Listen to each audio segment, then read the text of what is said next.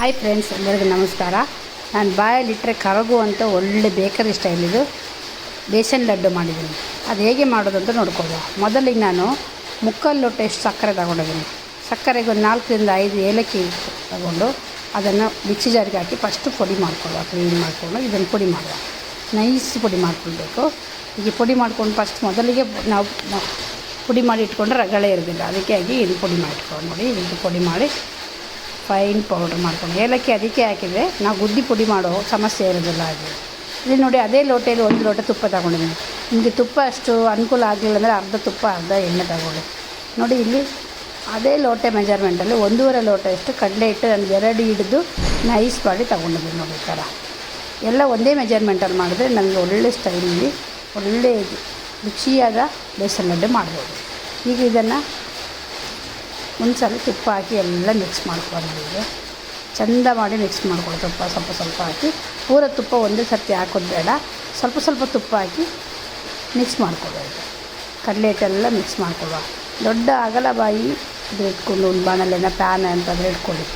ಆಗ ನಿಮಗೆ ಮಿಕ್ಸ್ ಮಾಡಲಿಕ್ಕೆ ಅನುಕೂಲ ಆಗುತ್ತೆ. ನೋಡಿ, ಈ ಥರ ನಾನು ಮಿಕ್ಸ್ ಮಾಡಿ ಇಟ್ಕೊಂಡಿದ್ದೀನಿ. ಈಗ ಮಿಕ್ಸ್ ಮಾಡಿದ ನಂತರ ಇದನ್ನು ಗ್ಯಾಸ್ ಆನ್ ಮಾಡಿ ಗ್ಯಾಸ್ ಮೇಲೆ ಇಟ್ಕೊಳ್ಳುವ. ಈಗ ಮೆಲ್ಲ ಕೈ ಆಡಿಸ್ತಾ ಇರಬೇಕು.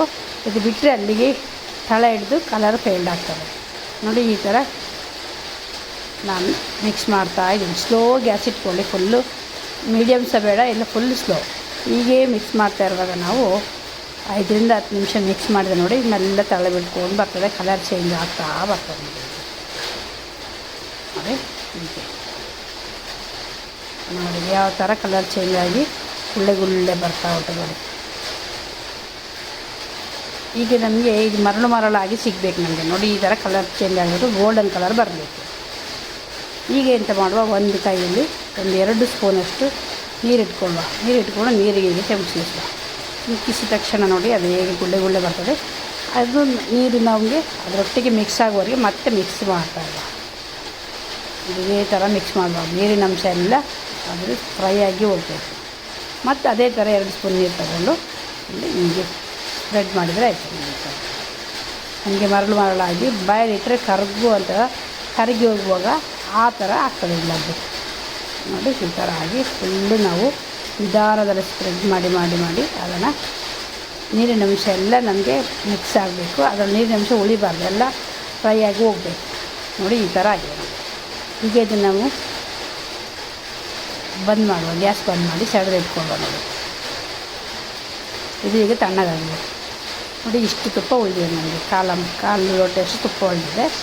ಇದನ್ನೀಗ ಗ್ಯಾಸ್ ಬಂದ್ ಮಾಡಿ ತಣ್ಣಗಾಗಲಿಕ್ಕೆ ಬಿಡುವ. ಕ್ಲೀನಾಗಿ ತಣ್ಣಗಾಗಲಿದೆ. ನೋಡಿ, ಈ ಥರ ಆಗಿ ತಣ್ಣಗಾಗಿದೆ. ನೋಡಿ, ತಣ್ಣಗಾದ್ಮೇಲೆ ಉಗುರು ಬೆಚ್ಚ ಇರಬೇಕು. ಕೈಯಲ್ಲಿ ನಾವು ಈಗ ನೋಡಿ ಮುಟ್ಟೋ ಅಷ್ಟು ಇರಬೇಕು. ನಿಮಗೆ ಅರ್ಧ ಎಣ್ಣೆ ಬೇಕಿದ್ರೆ ಹಾಕ್ಕೊಳ್ಳಿ. ನೋಡಿ, ಈ ಥರ ನಾವು ಸಕ್ಕರೆ ಪುಡಿ ಮಾಡಿಟ್ಟಿದ್ದೀವಲ್ಲ ಅದನ್ನು ಹಾಕಿ ಮಿಕ್ಸ್ ಮಾಡ್ಕೊಳ್ತಾ ಇರುವ ಕ್ಲೀನಾಗಿ.